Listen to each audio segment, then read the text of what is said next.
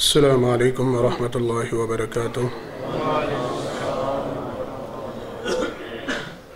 ان الحمد للہ نحمده ونستعینه ونستغفره ونؤمن به ونتوکل علیہ ونعوذ باللہ من شرور انفسنا ومن سیئات اعمالنا من يهده الله فلا مضل له ومن يضلل فلا هادي له وأشهد أن لا إله إلا الله وحده لا شريك له وأشهد أن محمدًا عبده ورسوله صلى الله عليه وسلم.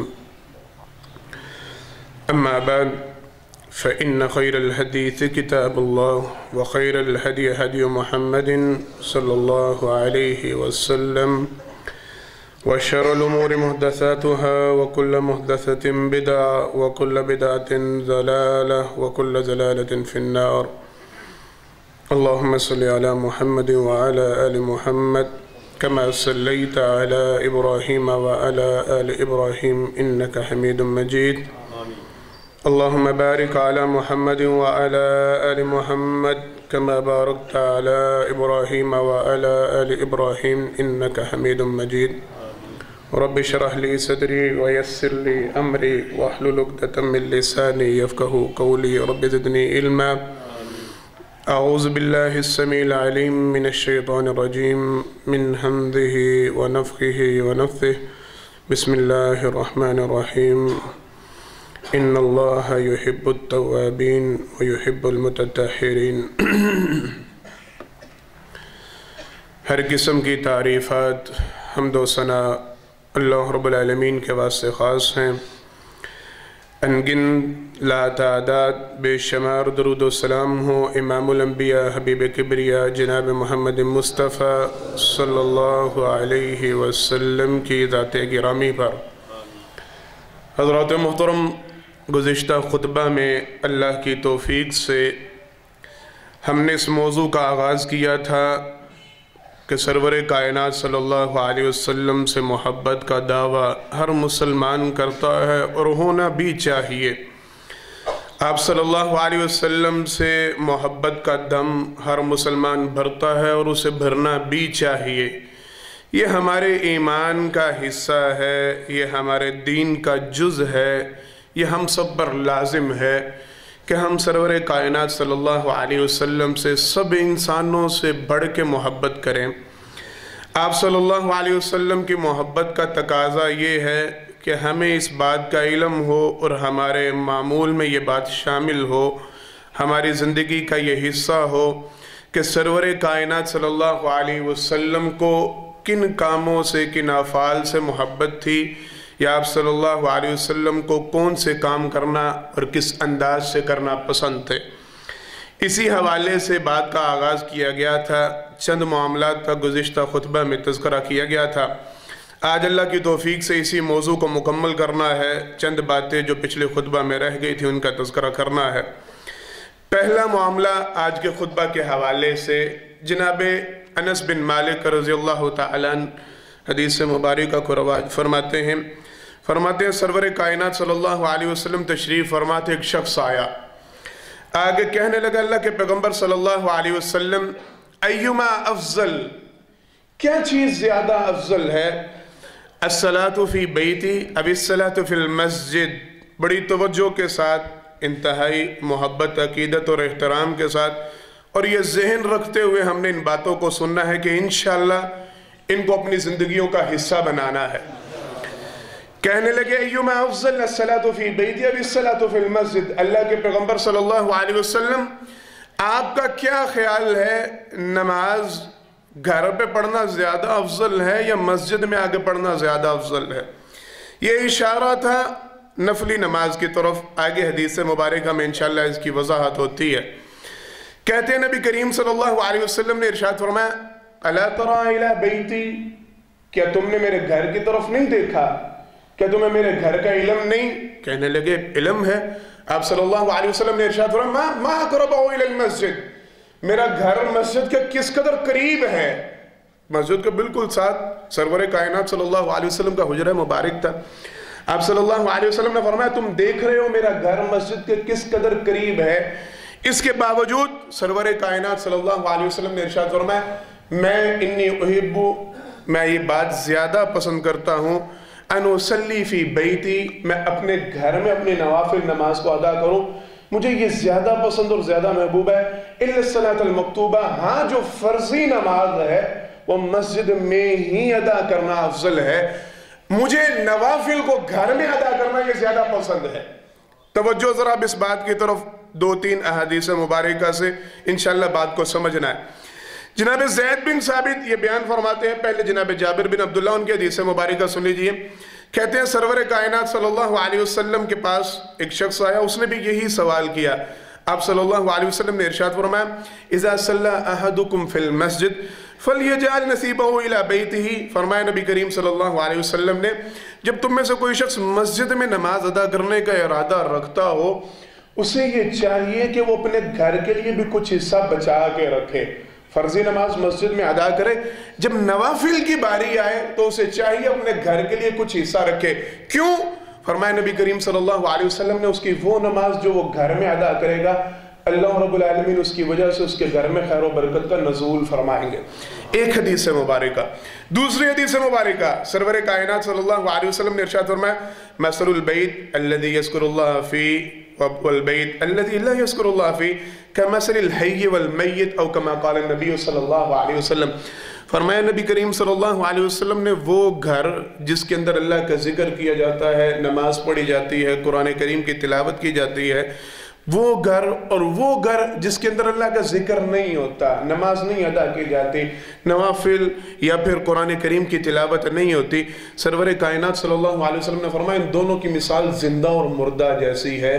جس گھر کے اندر نماز ادا کی جائے گی، نوافل پڑھے جائیں گے، اس کی مثال زندہ گھروں جیسی ہے، اور جس گھر میں اللہ کا ذکر نہیں کیا جائے گا، نوافل کا اہتمام نہیں کیا جائے گا، اللہ کے ہاں وہ مردہ گھروں جیسا۔ چوتھی حدیث مبارکہ سرور کائنات صلی اللہ علیہ وسلم نے فرمایا میں مختصر کرنے لگا ہوں، اپنے گھروں کو قبرستان نہ بناؤ، اپنے گھروں کو قبرستان نہ بناؤ، اپنے گھروں کے اندر قرآن کریم کی تلاوت کیا کرو، نوافل کا اہتمام کیا کرو، تاکہ تمہارے گھروں کے اندر قبرستان ہونے کا شائبہ نہ ہو۔ قبرستان کے اندر یہ معاملات منع ہے، قرآن کریم کی تلاوت کرنا، وہاں پہ نوافل پڑھنا، یہ منع کیا گیا۔ آپ صلی اللہ علیہ وسلم نے فرمایا تمہارے گھر قبرستان کے مشابہ نہیں ہونے چاہیے، ان میں نوافل کا اہتمام ہونا چاہیے، انہیں زندہ رکھو نوافل کے ساتھ۔ اگلی حدیث مبارک اور پھر ہم نے نچوڑ نکالنا ہے، ہلا کے رکھ دینے والی حدیث۔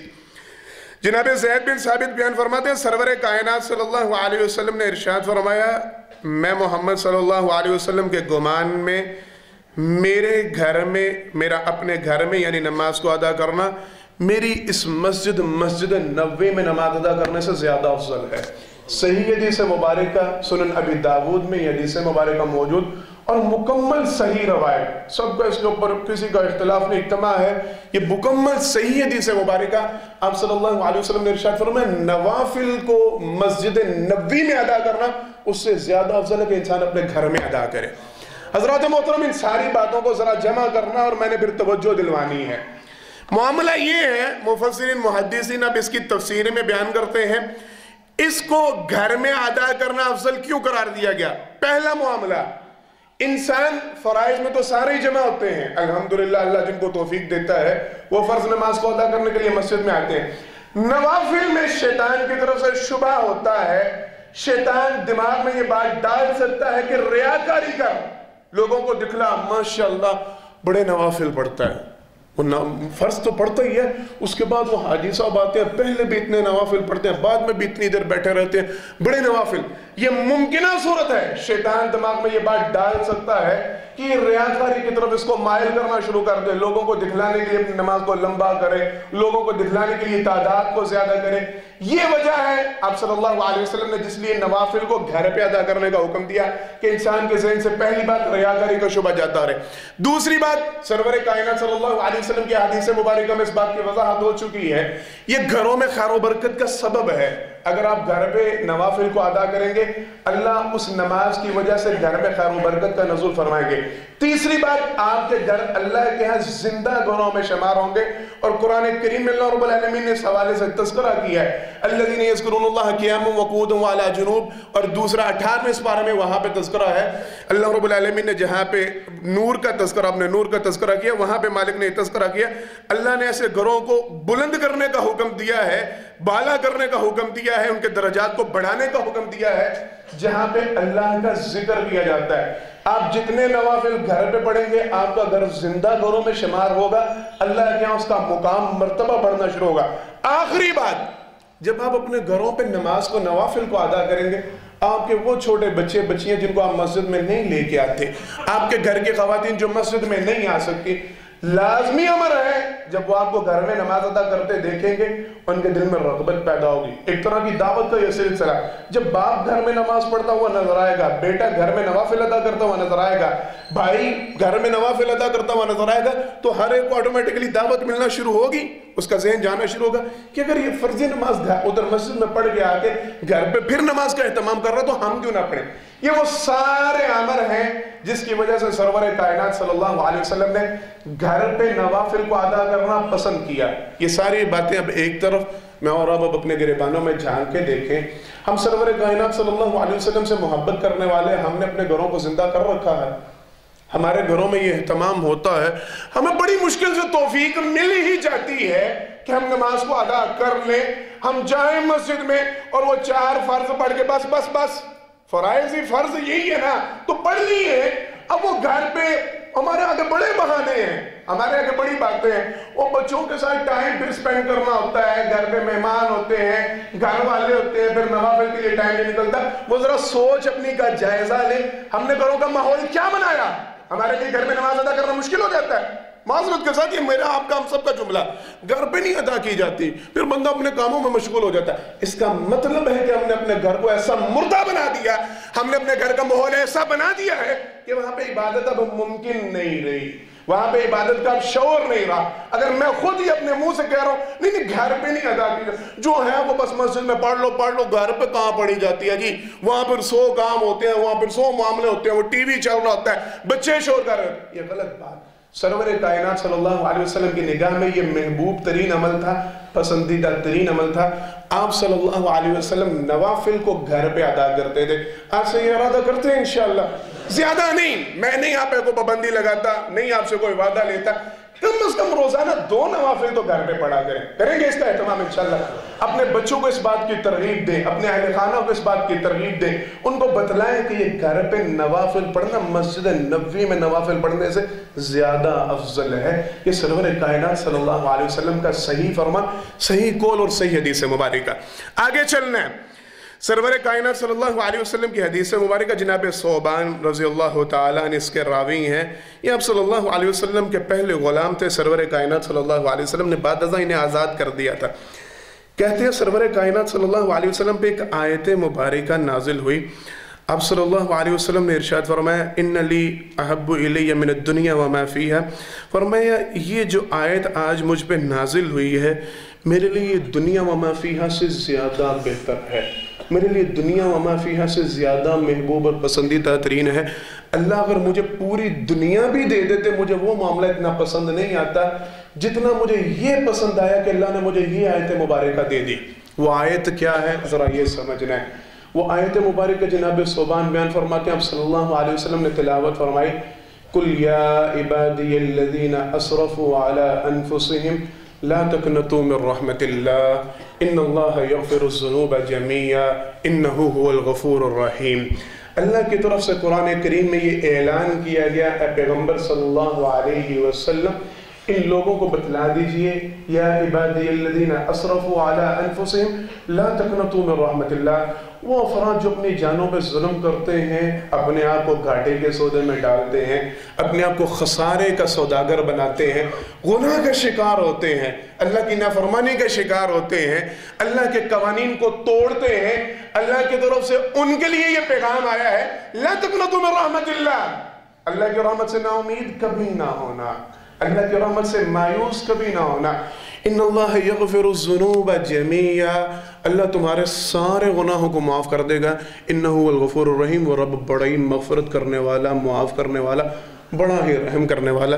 صوبان فرماتے ہیں رضی اللہ تعالیٰ، جب یہ آیت مبارکہ نازل ہوئی، آپ صلی اللہ علیہ وسلم نے فرمایا مجھے دنیا پوری مل جاتی، مجھے اتنی خوشی نہ ہوتی، مجھے اتنی پسند نہ آتی جتنی یہ ایک آیت مبارکہ ملنے پہ مجھے خوشی ہے، جتنی یہ ایک آیت مبارکہ مجھے محبوب ہے۔ حضرات محترم، میں نے اس بات کی طرف ذرا توجہ دلوانی ہے، پیغام کیا تھا، وہ آیت کیا تھی جس کے ساتھ اتنی محبت، اتنا پیار، اتنی خوشی کا اظہار کیا گیا۔ جناب صوبان بیان فرماتے ہیں جب آپ صلی اللہ علیہ وسلم نے یہ آیت پڑھی، ایک شخص پاس بیٹھا تھا، کہنے لگا اللہ کے پیغمبر صلی اللہ علیہ وسلم فمن اشرک، جو شرک کرے گا اس کے لیے بھی یہی حکم ہے۔ کہتے ہیں فسکت النبی صلی اللہ علیہ وسلم، سرور کائنات صلی اللہ علیہ وسلم خاموش ہو گئے۔ کہتے ہیں کچھ وقت، کچھ عرصہ آپ صلی اللہ علیہ وسلم کچھ لمحات خاموشی کے عالم میں گزارنے کے بعد آپ صلی اللہ علیہ وسلم نے 3 مرتبہ ارشاد فرمایا الا من اشرک، الا من اشرک، الا من اشرک، جو شرک کرے گا اس کے لیے کوئی معافی نہیں، جو شرک کرے گا اس کے لیے کوئی معافی نہیں، جو شرک کرے گا اس کے لیے کوئی معافی نہیں۔ 3 مرتبہ سرور کائنات صلی اللہ علیہ وسلم نے یہ بات ارشاد فرمائی۔ حضرات محترم، ذرا دونوں باتوں کو سمجھنا ہے۔ پہلی بات، اللہ کے لیے آپ کو تھوڑا تھوڑا اندازہ ہو چکا ہوگا، اب تک آپ آ رہے ہیں، سن رہے ہیں باتیں، یہاں پہ تنقید نہیں ہے الحمدللہ، یہاں کسی پہ طنز نہیں ہے، یہاں پہ کسی پہ کوئی تان نہیں ہے، سب ہم بھائی ہیں الحمدللہ۔ ہمارے یہاں منافرت کا کوئی کاروبار نہیں ہوتا، ایک دوسرے کے خلاف نفرت ہم نہیں بیتتے، ہمیں نہیں ضرورت۔ اللہ کے لیے اپنے عقائد کا ایک دفعہ محاسبہ ضرور کریں۔ کوئی میں مسلک کی دعوت نہیں دینے لگا آپ کو، کوئی میں آپ کے مسلک کے خلاف آپ کو نہیں ابھارنے لگا، صرف دین کی بات آپ کو سمجھانے لگا ہوں۔ اپنے عقائد کا جائزہ ضرور لیا کریں، اپنے عقائد کے متعلق سوچ و فکر ضرور رکھا کریں، یہ دیکھا کریں، یہ پرکھا کریں جو کچھ میرا عقیدہ ہے کیا یہ قرآن اور سنت کے مطابق ہے، کہیں یہ شرک کے زمرے میں تو نہیں آ رہا، کہیں میں نے پڑھا تو ہے لا الہ الا اللہ محمد رسول اللہ، کہیں میں نے کہا تو ہے اشہد ان لا الہ الا اللہ و اشہد ان محمد رسول اللہ، لیکن کیا میرے عقائد، کیا میرے اعمال اس کے مطابق ہیں؟ میں نے اللہ کو سمجھا ہے، میں نے ہر کچھ دینے لینے والا سارا مالک اللہ کو جانا، میں نے کسی اور کے کھاتے میں کوئی بات تو نہیں ڈالی، میں نے کوئی اختیار کسی کو دے تو نہیں رکھا، میں کسی کو منحوس کہہ کے، کسی کو فلاں کہہ کے، کسی کو کسی نقصان کا ذمہ دار ٹھہرا کے، کسی کو کسی نفع کا ذمہ دار ٹھہرا کے، وہ انگوٹھی ہو، وہ دھاگا ہو، وہ فلاں ہو، وہ پیر ہو، وہ فقیر ہو، وہ ولی ہو، وہ پیغمبر ہو، میں نے کسی کے ذمہ وہ ذمہ داریاں تو نہیں ڈالی جو میرے پروردگار کی ذمہ داریاں ہیں۔ ہر ایک اپنے اپنے گریبان میں یہ جان کے اپنے عقائد کا جائزہ لے۔ اگر خدا نہ خواستہ ہمارے عقائد میں یہ بات آ گئی، اللہ نہ کرے، اللہ نہ کرے، اللہ کی قسم سارے معاملات برباد ہیں، ساری نیکیاں برباد ہیں۔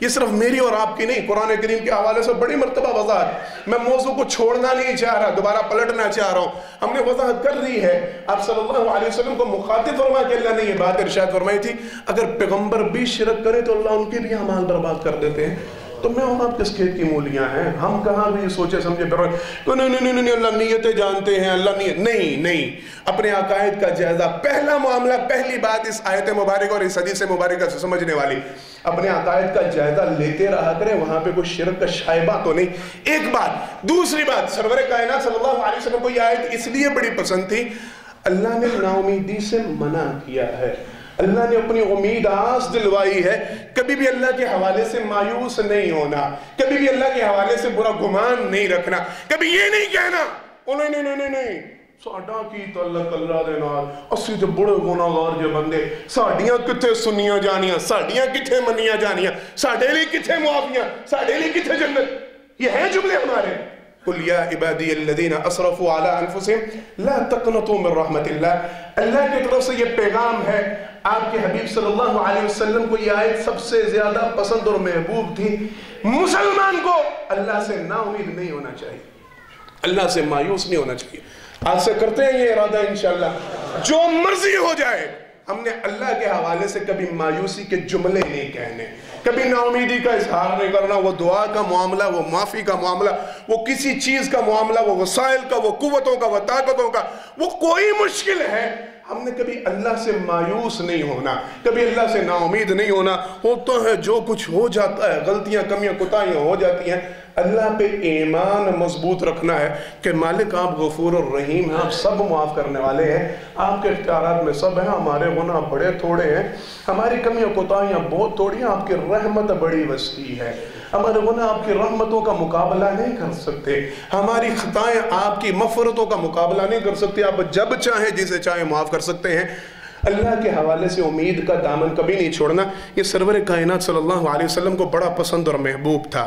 آگے چلنا، سرور کائنات صلی اللہ علیہ وسلم کی حدیث مبارکہ جناب عمر رضی اللہ تعالیٰ نے اس کے راوی ہیں، اللہ اکبر۔ اس میں بھی ایک سبق ہے، وہ اصل میں سمجھانا مقصود ہے، جس کی وجہ سے یہ میں بات بیان کرنے چلا ہوں۔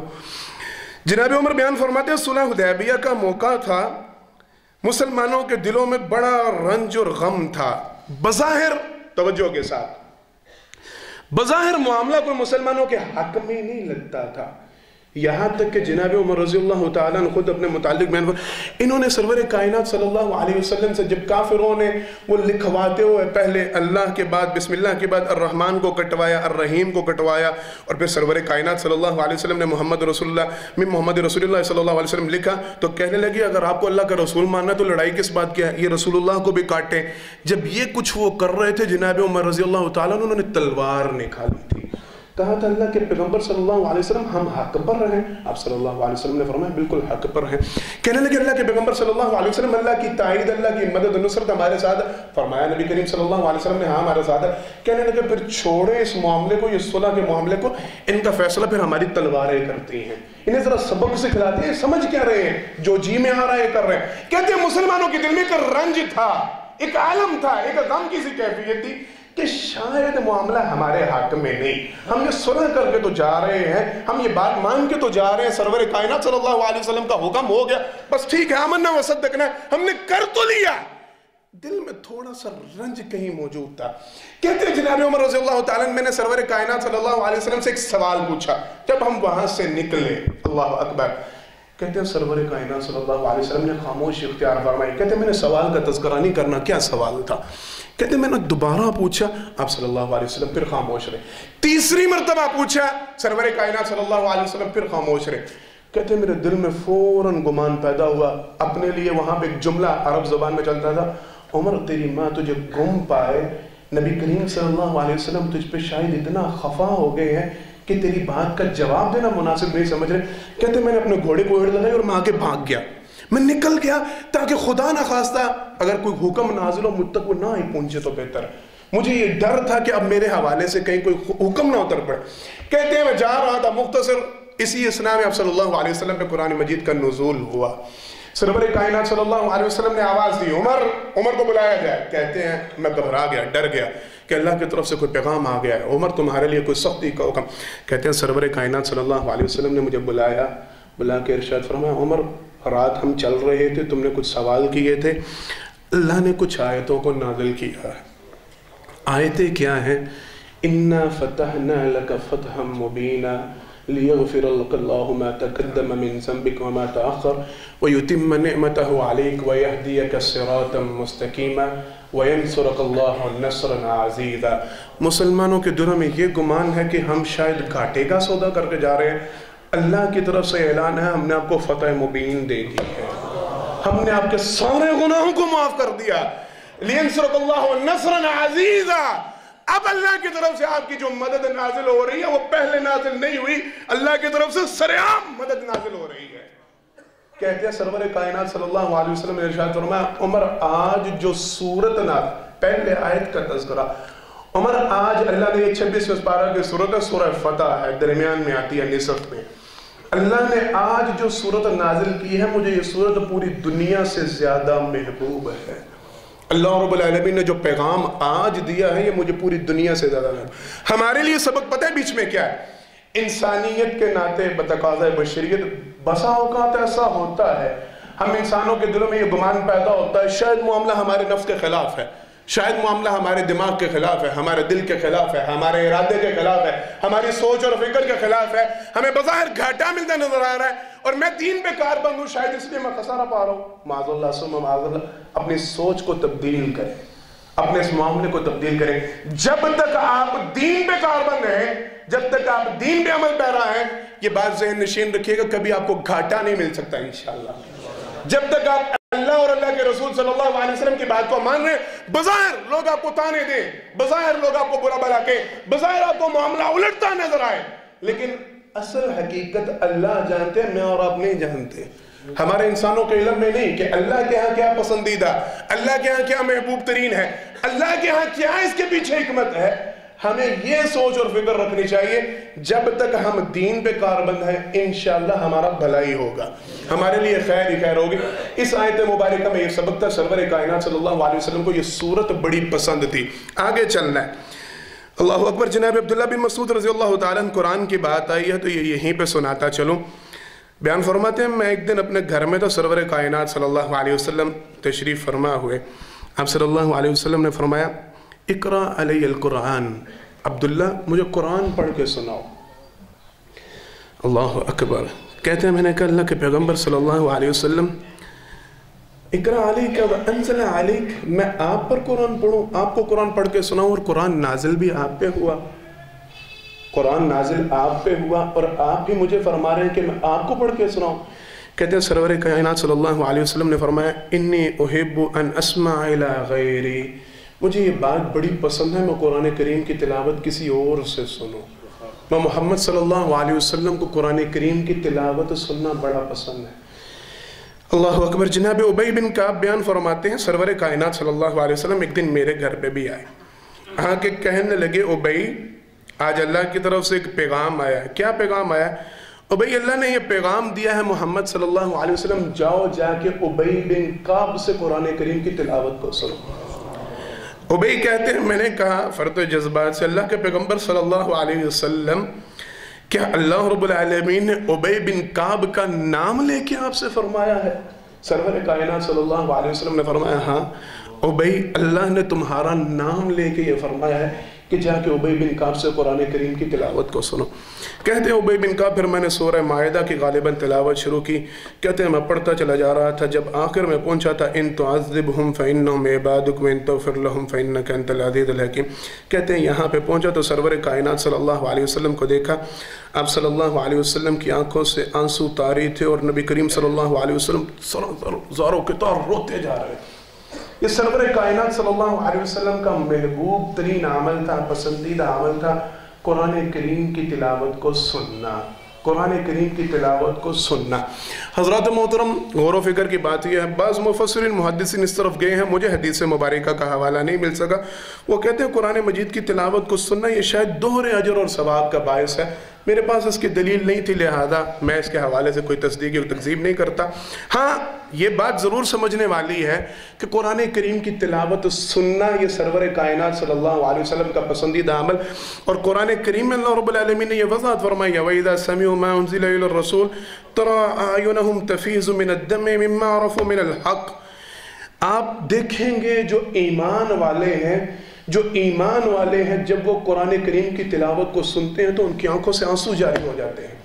یہ قرآن کا ایک معجزہ بھی ہے، قرآن کا ایک اعجاز بھی ہے اور مسلمانوں کی کیفیت ہے، مسلمانوں کا ایک انداز ہے جو اللہ نے قرآن کریم میں بیان فرمایا کہ وہ قرآن کریم کی تلاوت کو سننے والے ہیں، قرآن کریم کی تلاوت کو سننا پسند کرتے ہیں. اور خصوصاً جناب محمد مصطفیٰ صلی اللہ علیہ وسلم کا یہ محبوب ترین عمل تھا قرآن کریم کی تلاوت کو سننا. اب آئیں ذرا اپنے گریبانوں میں جھانک کے دیکھیں، ہماری گاڑی میں بڑی کیسٹیں پڑی ہوں گی، ڈھیر لگے ہوں گے، سیڈیز، اب تو سیڈیز کا دور ہے جی، ڈی وی ڈیز کا دور ہے، بڑی بڑی ہوں گی. جا کے کبھی ڈیش بورڈ کھول کے دیکھیے گا اس میں قرآن کریم کی کتنی نکلتی ہیں اور جو کچھ وہ آپ جانتے ہیں. ابھی رستے میں آ رہے تھے میں اور حافظ صاحب تھے تو جمعہ کا ٹائم بالکل سر پہ تھا اور معاذ اللہ گاڑی کے شیشے ظالم کے نیچے تھے اور انتہائی فوش گانے. یہ معذرت کے ساتھ یہ ہمارا معاشرتی رویہ ہے. ہم گاڑی میں بیٹھتے ہیں تو ہمارا ٹائم نہیں سپینڈ ہوتا. لانگ ڈرائیو پہ جانا ہے تو پھر وہ ساتھ کچھ ہونا تو چاہیے، سفر نہیں کٹے گا. دکھ اور افسوس کی بات. ذرا سوچئے گا، غور و فکر کیجئے گا لاسٹ ٹائم آپ نے کب قرآن کریم کی تلاوت کسی سے سنی تھی؟ آخری مرتبہ آپ نے کب؟ اپنے موبائل چیک کر لیں، اپنے موبائل کا جائزہ لے لیں، اس میں کتنے گانے اور کتنی فوش بکواسات اور کتنی فضول لغویات، کتنی بیہودہ قسم کی ویڈیوز اور کتنی فضول قسم کی باتیں آپ نے وہ بھر رکھی ہیں اور دن میں کتنی مرتبہ آپ کو ٹیگ کیا جاتا ہے، آپ کو سینڈ کی جاتی ہے. یہ سمجھ رہی ہے نا نوجوان جنریشن ساری؟ کتنی دفعہ آپ کو بھیجی جاتی ہے یا آپ کسی کو بھیجتے ہیں کہ یار یہ سورت سنو، بڑی شاندار اس نے پڑھی ہے، یا میں یہ سن کے حیران رہ گیا۔ آپ کا موبائل ذرا چیک کر لیجئے گا ڈیٹا، اس میں کتنی سورتیں پڑھی ہیں، کتنی آیات کی تلاوت پڑھی ہے، کتنے قرآن کرام کے قرآن پڑھا ہے اس میں، یا گھر کے اندر دن کے اندر 24 گھنٹوں میں جتنی بکواسات چلتی ہیں، جو ٹی وی چلتا ہے، پروگرام چلتے ہیں، آواز بلند کرنا ذرا سلو ہے، سمجھ نہیں آئے کیا بکا ہے اس نے، کیا کہا ہے اس نے۔ کتنی مرتبہ ایسا ہوا کہ آپ کہہ رہے ہو ذرا آواز تھوڑی سی بلند کرنا، مجھے قرآن کریم کی سمجھ نہیں تھی آ رہی، ہوا ایسا؟ ذرا جا کے اپنے گھروں میں غور و فکر کیجئے گا، آخری مرتبہ ہم نے گھر میں کب قرآن کریم کی تلاوت کو بلند کیا تھا؟ ہماری گاڑی میں کب قرآن کریم کی تلاوت چلی تھی؟ ہمارے موبائل پہ کب قرآن کریم کی تلاوت آئی تھی؟ ہیں ہم سارے سرور کائنات صلی اللہ علیہ وسلم سے محبت کرنے والے اور جان نچھاور کرنے والے اور اسوہ حسنہ سمجھنے والے، ہاں ان کو عمل محبوب تھا، قرآن ان پہ نازل ہوا تھا، انہیں سننا پسند تھا، نہ ہم پہ نازل ہوا نہ ہمیں سننا پسند ہے۔ معذرت کے ساتھ اللہ کے لیے عہد کرتے ہیں میرے ساتھ انشاءاللہ، آج کے بعد 24 گھنٹوں میں اور 5 منٹ ہی رکھیں گے انشاءاللہ سب کے انشاءاللہ۔ آواز میں زور نہیں، اس کا مطلب ہے لازماً اگر پیغمبر صلی اللہ علیہ وسلم سے محبت ہے تو اس قرآن کریم کی تلاوت کرنا اور اس کو سننا اپنی زندگی کا حصہ بنائیں، وقت نکالا کریں جب آپ قرآن کریم کی تلاوت۔ اللہ کی قسم یہ اعجاز کی بات آگئی، میں ویسے بات کو دہرا دوں، ہم مسلمان ہیں، میں نے سنا ہے، میں نے سن رکھا ہے، وہ قاری عبدالباسط مصری تھے، قاری صاحب محترم اس حوالے سے ضرور جانتے ہوں گے۔ روس میں ایک دفعہ کانفرنس ہوئی تھی، عالمی کو کانفرنس ہوئی، وہاں پہ مصر کی طرف سے وہ شرکت کی گئی اور پہلے آغاز انہوں نے کیا اور قاری عبدالباسط ان کو دعوت دی گئی تھی کہ آپ آگے قرآن کریم کی تلاوت کر کے سنائیں۔ روس کا اس وقت کا جو صدر تھا کیمونسٹ تھا، جو اللہ کو مانتے نہیں، کسی مذہب کو ماننے والے نہیں ہوتے، وہ کہتے ہیں کچھ نہیں، نہ اللہ نہ کوئی پیغمبر کوئی شے، مذہب نام کی کوئی چیز ہی نہیں۔ ان کی تلاوت سن کے کہتے ہیں زاروں کی طرح اسمبلی میں بیٹھا وہ روتا تھا، جو روس کا صدر تھا کیمونسٹ تھا۔ قاری عبدالباسط نے قرآن کریم کی تلاوت کو شروع کیا، وہ کیمونسٹ قرآن کریم کی تلاوت کو سن کے زاروں کے طرح روتا تھا کہ یہ پڑھتا کیا ہے۔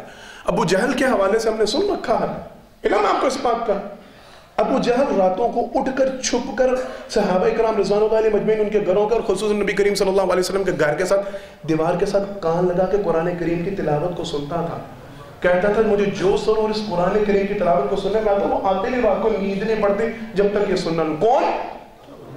ہمارے کانوں میں رات کو ہینڈ فری لگی ہوتی ہے اور قرآن کریم کی تلاوت چل رہی ہوتی ہے نا، یہاں ہم قرآن کریم کی تلاوت کو سنتے سنتے سوتے ہیں۔ یہ موازنہ آپ نے کرنا، میں نے نہیں زیادہ دور جانا، کہیں آپ کو غصہ نہ آ جائے کہ ہمارا موازنہ اب کس سے ہونے لگا۔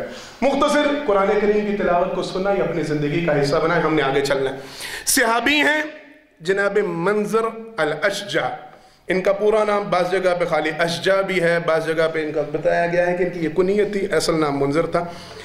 میں نے پہلے ایک مرتبہ یہ حدیث مبارکہ سنائی تھی، آج ذرا دہرا دوں۔ کہتے ہیں جناب عبد القیس رضی اللہ تعالیٰ نے، ان کا ایک وفد آیا تھا، اللہ اکبر، صحابہ بتلاتے ہیں ہم سب پہنچے جب مدینہ میں، سرور کائنات صلی اللہ علیہ وسلم کو دیکھا تو سارے لگ کے، آپ صلی اللہ علیہ وسلم سواری میں سوار تھے، کہتے ہیں ہم سارے بھاگے دوڑے اپنی سواریوں سے کودے کہ پیغمبر صلی اللہ علیہ وسلم سے ملاقات کرنے کے لیے ہم آئے تھے، تو لگ کے کہ ملے جس طرح ہوتا ہے سب کرتے ہیں، ایک محبت عقیدت احترام کا جذبہ تھا۔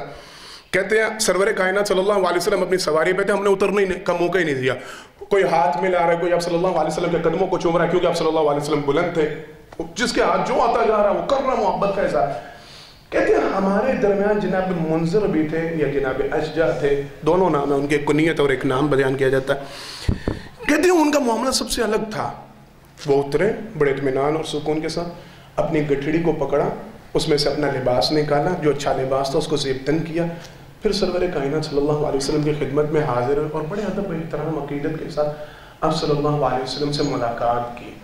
سرور کائنات صلی اللہ علیہ وسلم نے فرمایا منظر تجھے پتہ ہے تیرے اندر 2 خصلتیں ہیں جو اللہ کو بھی بڑی پسند ہے اور میں محمد مصطفیٰ صلی اللہ علیہ وسلم کو بڑی پسند ہے۔ 2 باتیں تجھ میں ایسی ہیں، 2 عادتیں تجھ میں ایسی ہیں، 2 خصلتیں تجھ میں ایسی ہیں جو اللہ کو بڑی پسند ہے اور میں محمد مصطفیٰ صلی اللہ علیہ وسلم کو بڑی پسند ہے۔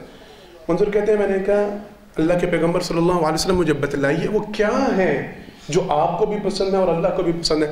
کہتے ہیں سرور کائنات صلی اللہ علیہ وسلم نے فرمایا الحلم ایک حدیث الحلم والعنا، دوسری حدیث آپ صلی اللہ علیہ وسلم نے فرمایا الحلم والحیا، یہ 2 روایتیں۔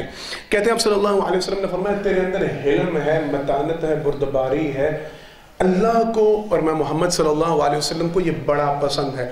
دوسری حدیث مبارکہ صلی اللہ علیہ وسلم نے فرمایا تیرے اندر حلم ہے، برداشت ہے، بردباری ہے، معاف کرنے کا جذبہ ہے، اور حیا ہے، حیا کا پہلو ہے، یہ مجھے اور اللہ کو بڑا پسند اور بڑا محبوب ہے۔ حضرات محترم، ذرا دونوں باتوں کا مختصر سا جائزہ لینا ہے۔ سرور کائنات صلی اللہ علیہ وسلم نے حلم کے حوالے سے، عناد کے حوالے سے بیان فرمایا۔ میں پہلے خطبہ میں بیان کر چکا ہوں، لہذا میں نے اس کو نہیں چھیڑنا، میں نے ذرا تھوڑا سا تذکرہ آج حیا کے حوالے سے کرنا ہے۔ اب صلی اللہ علیہ وسلم کی حدیث مبارکہ فرمایا، نبی کریم صلی اللہ علیہ وسلم نے ایک پیغام ایسا ہے، توجہ میری طرف توجہ، ایک پیغام ایسا ہے جو اللہ کی طرف سے ہر پیغمبر کو دیا گیا کہ اپنی امت کو دے دو۔ اندازہ ہو رہا ہے اہمیت کا؟ ایک پیغام ایسا ہے جو اللہ کی طرف سے ہر پیغمبر کو دیا گیا کہ اپنی امت کو سنا دو، اور ہر پیغمبر نے اپنی امت کو یہ پیغام دے دیا۔ وہ کیا ہے؟ وہ کیا ہے؟ اذا فات الحیا فافعل ما شئت۔ یہ ہر پیغمبر نے اپنی امت کو پیغام دیا ہے، جب تیرے اندر حیا مر جائے پھر جو چاہے کر۔ جس کے اندر حیا باقی نہ رہے اس کے لیے پھر دروازے کھلے ہیں، جو مرضی کرتا پھرے، اسلام کے ساتھ، دین کے ساتھ، مذہب کے ساتھ، اللہ کے ساتھ، اللہ کے رسول صلی اللہ علیہ وسلم، اس کا کوئی تعلق نہیں، اس کے لیے چھوٹ ہے۔ جب بندے کے اندر حیا ختم ہو جاتی ہے، شرم ختم ہو جاتی ہے، پھر اس کے لیے دروازے سارے کھل جاتے ہیں، پر وہ جو چاہے مرضی کرتا پھرے، اللہ کی طرف سے معاملے چوپٹ ہو جاتے ہیں اس بندے کے لیے۔ سرور کائنات صلی اللہ علیہ وسلم کے پاس ایک صحابی آئے اپنے بھائی کی شکایت لے کے، اللہ کے پیغمبر صلی اللہ علیہ وسلم، یہ بڑا شرمیلا ہے، بڑا حیادار ہے، اس کو سمجھائیے، اتنی حیا بھی اچھی نہیں ہوتی۔ سرور کائنات صلی اللہ علیہ وسلم نے میں کیا سمجھانے کی بات کر رہے ہو؟ تمہیں پتہ ہے یہ ایمان کا باقاعدہ حصہ ہے، ایمان کی شاخوں میں سے ایک شاخ ہے۔ حیا ایمان کا حصہ ہے، جس میں یہ نہ ہو اس کا مطلب اس میں سے ایمان کا وہ حصہ نہیں ہے، اس میں سے ایمان اتنا نہیں ہے جس میں حیا اور شرم نہیں ہے۔ حضرات محترم، میں نے تھوڑا سا اشارہ یہ کرنا تھا، ہم اپنے گریبانوں میں جھانک کے تو دیکھیں یہ حلم ہمارے اندر کتنا ہے، یہ بردباری ہمارے اندر کتنی ہے، جو اللہ کو بڑی پسند ہے اور اللہ کے رسول صلی اللہ علیہ وسلم کو بڑی پسند ہے، اور یہ حیا کا پہلو ہمارے ہاں کتنا ہے، ہمارے گھروں میں حیا کس قدر باقی ہے۔ معذرت کے ساتھ میں باتیں تھوڑی سی تلخ کرنے جا رہا ہوں، میں پہلے ہی معذرت کر رہا ہوں۔ حیا کا معنی کیا ہے؟ ہماری نگاہوں میں ہماری ماں بہن بیٹی کے لیے حیا باقی ہے، ہماری نگاہوں میں ہماری کزن، ہماری چچا زاد، ہماری پھپھی زاد، ہماری خالہ زاد، ہماری فلاں، ہماری نگاہوں میں ہماری ہمسائی، اس کے لیے حیا باقی، ہماری نگاہوں میں معاشرے میں چلتی پھرتی ماں بہن بیٹیوں کے لیے حیا باقی ہے، ہماری نگاہوں میں اپنے بھائیوں کا حق ادا کرنے کے لیے حیا باقی ہے، ہماری نگاہوں میں ماں باپ کی خدمت کرنے کے لیے حیا باقی ہے، ہماری نگاہوں میں ہمسایوں کے حقوق ادا کرنے کی حیا باقی ہے، ہماری نگاہوں میں دین کی حیا باقی ہے، ہماری نگاہوں میں معاشرت کی حیا باقی۔ کہاں پہ حیا کا انسان نظر آتا ہے؟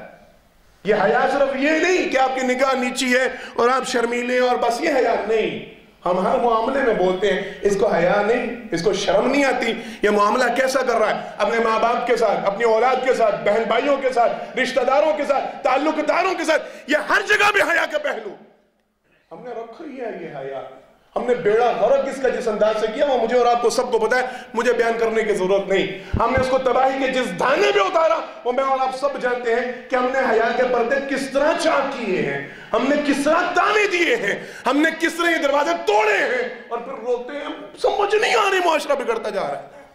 حیا کا ایک پہلو یہ بھی بتلا دو اگر بات آپ کو چبھے نہ، وہ ایک آپ کے شہر کا ہی تھا جس کا جملہ بڑا مشہور ہوا تھا، کوئی شرم ہوتی ہے اور کوئی حیا ہوتی ہے، اور میں زیادہ سخت بات نہیں کروں گا، وہی بے حیا جب غیر ملک میں جاتا ہے، آپ سارے جس کے لیے وہ آپ کے ملک کا وہ پریزیڈنٹ، صدر، وہ جس کے حوالے سے ہم بڑا چیختے چلاتے تھے کہ وہ بڑا بغیرت قسم کا بندہ اور معاشرے میں بے حیائی کو فروغ دینے والا، وہ اسے مجاہد ملت کہتا ہے، اور آپ کے یہاں پہ حیا کا نعرہ لگانے والا وہاں جا کے کہتا ہے یہ ملک و قوم کے لیے خطرے کا باعث ہے۔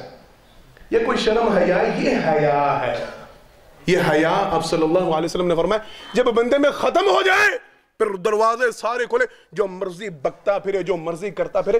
یہ ہر امت میں ہر پیغمبر کی طرف سے پیغام دیا گیا۔ حضرات محترم، اگر مجھے اور آپ کو سرور کائنات صلی اللہ علیہ وسلم سے محبت ہے، اللہ کے لیے اپنے گھروں میں یہ حیا کا پہلو لے کے آئیں، اپنے معاملات میں یہ حیا کا پہلو لے کے آئیں، اپنی معاشرت میں، اپنی معیشت میں یہ حیا کا پہلو لے کے آئیں. ہم بھی کہہ سکیں کہ ہماری ماں بہن بیٹی حیادار ہے، ہمارے معاملے حیادار ہیں، ہماری معیشت حیادار ہے، ہماری معاشرت حیادار ہے، ہمارے اندر حلم اور بردباری ہے. ہم سرور کائنات صلی اللہ علیہ وسلم کے مان کرتے ہیں ارادہ انشاءاللہ. انشاءاللہ آج کے بعد ہم اس حیا کے ماننے والے بنیں گے، اس حلم اور بردباری کو اختیار کرنے والے بنیں گے. آخری بات، میں نے آج اس موضوع کو ختم کرنا تھا، باتیں ابھی بڑی تھی لیکن آج انشاءاللہ اس موضوع کا اختتام. آخری بات، اللہ اکبر. صحابی ہیں جناب عبداللہ بن جابر، یہ بیان فرماتے ہیں سرور کائنات صلی اللہ علیہ وسلم میرے پیچھے سواری پہ سوار تھے. معاملہ تھوڑا سنگین تھا، میں نے اس لیے بیان کرنا ضروری سمجھا ہے. کہتے ہیں آپ صلی اللہ علیہ وسلم نے مجھے ایک بات بتلائی، وہ بات میں نے آپ کو نہیں بتلانی. یہ جناب عبداللہ بن جابر کہتے ہیں وہ ایک خاص پیغام تھا جو سرور کائنات صلی اللہ علیہ وسلم نے میرے ساتھ شیئر کیا، میں نے آپ کو نہیں بتلانا. کہتے ہیں ہاں ایک بات میں آپ کو بتلاؤں گا. وہ کیا؟ کہتے ہیں سرور کائنات صلی اللہ علیہ وسلم جب قضائے حاجت کے لیے جاتے تھے، آپ صلی اللہ علیہ وسلم کو اوٹ میں بیٹھنا، چھپنا بڑا پسند تھا. سرور کائنات صلی اللہ علیہ وسلم عمومی طور پہ کھجوروں کے باغ جہاں بے شمار تنے ہوتے، انسان نظر نہیں آتا، وہاں پہ چلے جاتے یا کسی ٹیلے کی اوٹ کے پیچھے چھپ کے نبی کریم صلی اللہ علیہ وسلم قضائے حاجت کیا کرتے. ایک دوسرے صحابی بھی ہیں، کہتے ہیں سرور کائنات صلی اللہ علیہ وسلم کو ہم نے دیکھا. آپ صلی اللہ علیہ وسلم کو اگر کسی میدان میں، صحرا میں، ریگستان میں دوران سفر قضائے حاجت کے لیے جانا پڑتا، سرور کائنات صلی اللہ علیہ وسلم ہم سے اتنا دور چلے جاتے کہ نبی کریم صلی اللہ علیہ وسلم ہماری نگاہوں سے اوجھل ہو جاتے. بات سمجھ میں آ رہی ہے؟ سرور کائنات صلی اللہ علیہ وسلم قضائے حاجت کے لیے اتنا دور پیدل چل کے جاتے، سواری نہیں، اتنا دور چل کے جاتے کہ ہماری نگاہوں سے اوجھل ہو جاتے.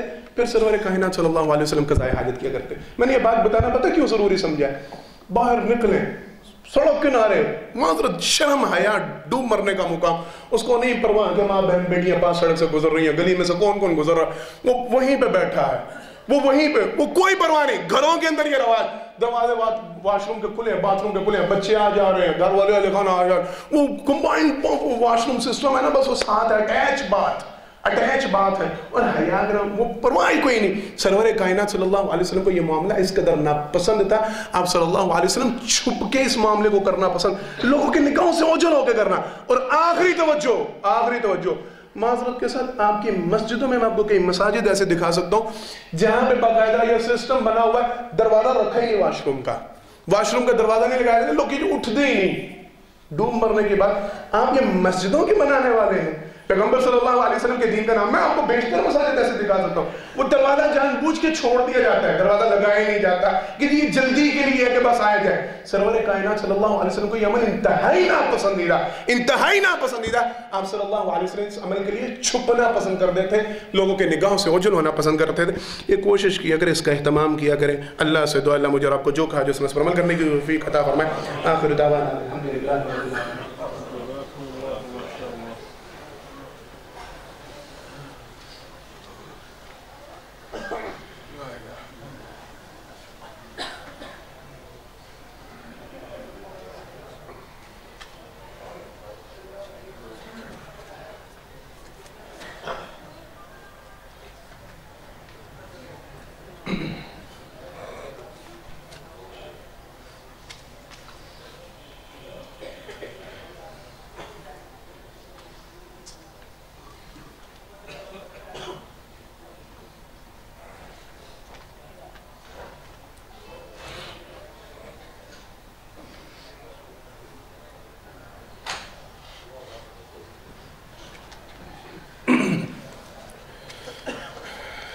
إن الحمد لله نحمده ونستعينه ونستغفره ونؤمن به ونتوكل عليه ونعوذ بالله من شرور أنفسنا ومن سيئات أعمالنا من يهده الله فلا مضل له ومن يضلل فلا هادي له وأشهد أن لا إله إلا الله وحده لا شريك له وأشهد أن محمدا عبده ورسوله صلی اللہ علیہ وسلم.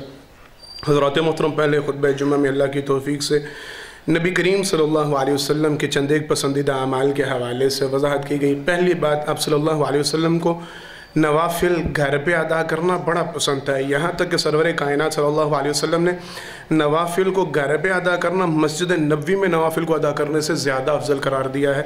اس کے لیے لازمی طور پہ اہتمام کریں، اپنے گھروں کے اندر نوافل ادا کیا کریں تاکہ آپ کو گھر والوں کو، آپ کے بچوں کو، آپ کے اہل خانوں کو نماز کی رغبت ہو، اور دوسرا آپ کے گھروں میں اللہ رب العالمین کی طرف سے خیر و برکات کا نزول ہو۔